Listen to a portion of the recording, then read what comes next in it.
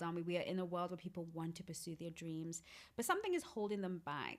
What is holding them back, in your opinion, Judith? What's holding people back? I think people don't have the I want to say audacity because that's the book title, Yes. and I've always had audacity, courage, I would say. Yeah. So what you just said, I saw you on social media and I was like, this girl is thriving. She's killing it on social media. She looks like she's amazing. And I thought, why should I not say hey? I You know, love I that. love connecting with people that are doing, they're just going for their dreams, you know. And Right. I observed you for a few months and I followed you for a couple of months, and I was looking at what you're doing. And I thought, I'm going to come after you and see if we can be friends because the energy was really similar. Yeah. And Yeah. so I think for me, it's really important to just have that willingness to hear no, because you could have said no thanks, or Yeah. you could have ignored it, Right. right, Right. all the DMs. So I Right. think willing to hear no, and also having the audacity, and also knowing what you're bringing to the table, because I was thinking, if this girl says no, she's going to be missing out. Yes. Like, why would you not Totally. want to be my friend? Hello. I agree. I love it. So, do you think you were born with audacity, or is that something that you had to develop, learn along the way?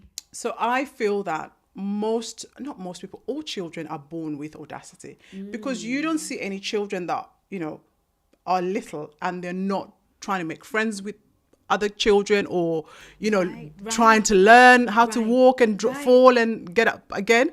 Right. So I Yeah. think everybody is born with audacity, courage. And then somehow as you're growing up, it gets eroded because we love our parents, but they also love us to death sometimes, and they love the courage out of us. And when they see us, dropping, they go, oh my God, don't do that again. That's Yeah. going to hurt you. Yeah. Don't say that again. Yeah. People are not going to want to hear you.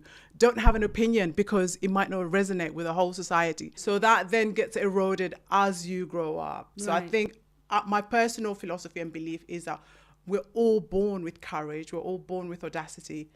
And then it gets stripped away slowly as we grow up. So if you had those parents who are either overprotective, and through love and affection, they want to protect you, they might have protected you out of your confidence. Or if you had parents that sort of soothed you into, go try, go Right. fly. It Right. might work out, it might not. We'll work it out, whatever comes Yeah. out.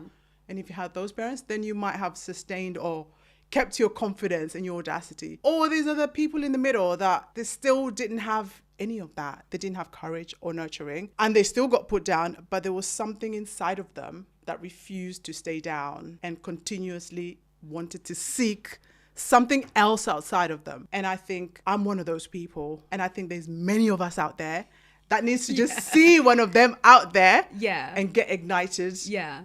and then restart the passion. Yeah. Which is why I wrote the book, and which is why I feel that we all have Yeah. courage and audacity when we're born, and it just gets stripped Why out. we all need it. So you we were need it. saying that you didn't lose yours. Did you ever lose it, or and have to find it, or were you always the woman who was ready to go for it no matter what? Yeah, no, I definitely lost mine. So just a little bit about myself. So I grew up in Kenya, grew up in Nairobi, in Kenya. And throughout my childhood, I didn't necessarily have the tools or the adults that say to me, you're amazing, you're going to do well. And on top of that, I had really bad, I wasn't really a good student, and I was failing a lot in school. So that didn't help my courage. Right. I also was bullied a lot as a child, just because people are mean, and sometimes grown-ups and adults can be quite mean. Yes. And there was a lot of name calling and shaming as well, just because I was really dark skinned, as you can see my Right. gorgeous skin. So I got bullied a lot. And so a lot of my courage was stripped. A lot of my audacity was stripped. Right. And then in my late teens, I switched countries as well. So I came to the UK in my teens. And also having a new country, trying to adopt to the culture, the language, that also sort of minimizes you. But then I had an amazing older sister. Thank God for older siblings. And she was thriving at the time. She was working in HR, and she knew a bit about personal development. And so she was dragging me into everywhere she went. She'd be like, you've got to come here, you've got to come there. And obviously, culturally, you know, we kind of listen to our older siblings. Yeah. Like, I've got to listen to my sister. Yeah. So she got me these tickets. And once she said to me, you've got to come to this event. You need it. And I was like, I know who you think you are. Telling me what I need. But because you're older than me, I'm going to listen to you. Right. So we went to a Tony Robbins. Oh my goodness. I know, right? He was my first guy for personal development. Wow. So I went to this event. I was like, ugh, older sister dragging me, rolling my eyes. We got to this place. There was thousands of people. Wow. And that was in 2003. Like, no one really knew about Tony Robbins then, apart from like really high performance individuals. Right. So we went to this conference, and it started, obviously, as you know, Tony's music, everything. And this tall giant was on the stage, and he was going, you can do everything you think you can't. You have it inside of you. In the next, it was like 2 hours, you're going to be walking on hot coal, and you know, you're not going to get burned. You're going to be amazing. You've got this. And he was just like, and I was literally looking at this guy, and I was thinking, I know who you're talking to. You don't know my background. You don't know me. Yeah. Unfortunately, when I was younger, I got some scars as well through an accident. So I was thinking, and if you think I'm going to walk on hot coal and burn myself, so you can see where my mindset was, right? I was just rejecting everything. Yes. Even though I was in this space where I could see the energy was really vibrating on a different level. Music was really good.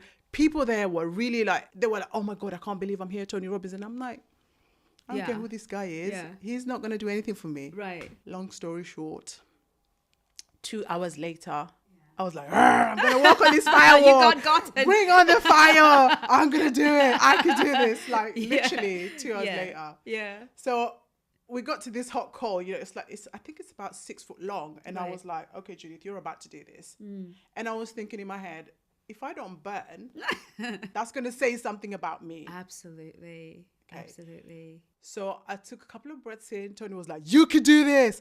Da, da, da. And he was like, go. And literally, I just walked on the hot coal and got to the other end. And my brain was still thinking, just check your feet and make sure you're good. Yeah. And literally, I was checking my feet, and there was no burns. Wow. Nothing. Wow. And it was almost like this in an instant. My brain switched.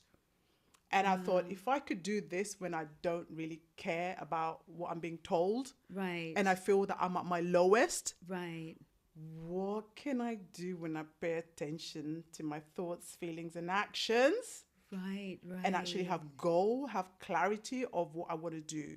Right. And literally, I came into that conference thinking, I don't know who this person thinks he is. I know who my sister thinks she is, but I'm coming. Right. And I walked away 4 days later thinking, bring on the world. I'm about to like crush everything. Right. And so I got my confidence back then. Wow. But then obviously the journey began for me to start working through it. But literally it was in a moment. I was like, whoa. Walked on hot coal, didn't burn. I was focused. What can I do next? And I went back transformed, literally. So yes, I had lost it. Yeah. But Tony Robbins brought it right back. So I'm always, for me, I'm a big fan. I don't care what anyone says. Yeah. Because he was my first transformational person that I ever met. Yes. And he literally, what he said helped me transform my life. Absolutely. Yeah. It's so funny you mention him because he was the first book I ever read, Unlimited Power. Transformational. There you go. I mean, I until then I hadn't lived, when I read that book. So that's just really powerful. Now, when I'm listening to you speaking, I'm thinking, okay, this was a woman who was inherently audacious, like a baby. We all are. Yeah. Then something happened. Life happened. Life was lifing. The bullies were bullying. You're never bullying, for sure. Yeah. I've had clients who are fair-skinned and got bullied for being fair-skinned, right? Because nobody wins in this life. You're either too short, too fat, too whatever. You're too something. But I understand this one. And you decided, something happened in you in that little moment. Yeah. I'm assuming there's a belief system you developed in that season of your life. Do you believe that, because 2 hours over like a chunk of horridness, changing countries, not being so great. Like, I wasn't very much of an academic myself. I did not understand the point of school. I do now, but I didn't then. But even then, I'm like, no, I don't want to learn what you want me to learn. I want to learn what I want to learn. So all of those kind of, I developed some beliefs as well. And so 2 hours, I'm assuming in this 2 hours something broke. I'm assuming it's a limiting belief. Do you think limiting beliefs are the culprit? Because I'm sure we can all tell a story. Or do you think there's something greater at work that stops us from then living out or pursuing, or we just die to the audacity? What do you think happens to those of us who never, or who are still struggling, or in that middle place? What happens, and how can we break that in terms of the limiting beliefs? And what are some typical limiting beliefs that you find in your practice that people tend to have in general, men and women? So the biggest thing I can say is we are what we say we are. Okay, so if you say that I am not amazing, I'm not good at computers, I'm not good at talking in front of people, I'm not good at being on stage, Right. I cannot write a book, Right. we literally become that. Right. Because, I think we have, I don't know how many thousands of cells in our bodies. And those cells go to work when we say something. So we're almost like I always hesitate to say this, but it's the closest thing that I can relate to, like a computer, and we're downloading information. Of course. So our body, what we say, the body takes in. Right. So the body, you're almost like recoding yourself. With every word, Right. you're coding your body and what its capabilities of doing is. So I think one of the main thing is people, whatever they say, they're not conscious. They don't think about what they say. And that was me. I was just being like, everything that I got told I was or couldn't do, I was just repeating that. Right. There was nothing new information that I was bringing to the table. So if anyone said to me, oh, you need to go uni, I'm like, I'm not good at school. Right. If I was told, I tell a story in my book about, a friend of mine, I was working in retail at the time, and she got promoted and she went to work in a bank. At the time I was working in Gap many moons ago. Yeah. And she said to me, you're a great manager, because I was a floor manager. And she said to me, you're amazing. Come with me to the bank. Right. I'm going to give you a promotion because I can see what you can do.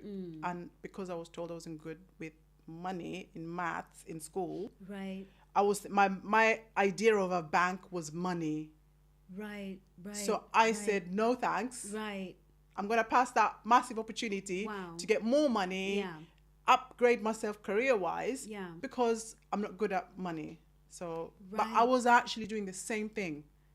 I was already managing people. Right. I was running a multi-million-pound business already. I was already operationally, I could read P&Ls. I could analyze sales trends. I was good at HR, managing teams, coaching, developing people. And there I was saying, no, I'm not good at money. Yeah.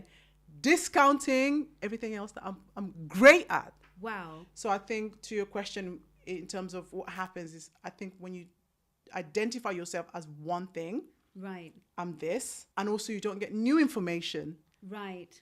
So your information is still the same. So I think limiting beliefs then comes when people don't want to know anything new. It's like, I'm like this, that's the end. Right. So no room for growth. Yeah. That is another limiting belief that keeps people stuck. And also one of the other biggest thing is when you then surround yourself with people that have a limiting mindset. Right. So they then reinforce what you want to do. If you have a tiny idea, they'll reinforce how it's not possible for them or for you. And so you should stay where you are. So then it becomes really important that you start to redefine yourself, because a lot of the times we might not be able to, move countries or, go to somewhere else where you can have that, those people that will help you thrive. Right. You're surrounded with people that have got a worse limiting mindset than yours. Right. So how you come out of that is literally just starting to understand yourself. Right. And what's stopping you. Right. Then you start to call yourself different things. Yeah. And allow yourself to try something new, and allow yourself to fail a little bit, and not, hearing no, and then working through those emotions, and then coming back into the ring and trying again. I love that. Is that something that you help people with? Is that something that, I feel like I'm a random person. Yeah. I feel there's something I should be doing bigger than me, greater than me. So I come to Judith, and this is the kind of work that you would do with me. You would hold my hand through the emotions, the stories, the beliefs that I have. Is that something that you would do with me? Absolutely. So one of the things that I do at the moment I work with corporate businesses. So we help them align their teams with the company's mission, vision, values, so that they can deliver their KPIs, whatever they look like. Right. And a lot of that revolves around helping the teams get out of the mindset of what is achievable. Right. Because we all know about SMART goals. And part of that SMART goals is achievable. The A in the SMART is always achievable. So what I do, I go in and say, let's throw the A out, because we're all doing achievable things at the moment. That's why we're all kind of regular. We're all in the same space. Right. We want audacious goals. We want big goals. Yeah. Yeah. So what I do is I'll come in and say, like SMART goals, yes, let's make them specific, measurable.